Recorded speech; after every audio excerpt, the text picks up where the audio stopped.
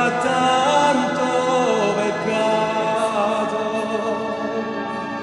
prego al suo un ciglio sull'altare innanzi a te, e a te questa innocenza cerca pietà. Celeste madre sei e ognuno attende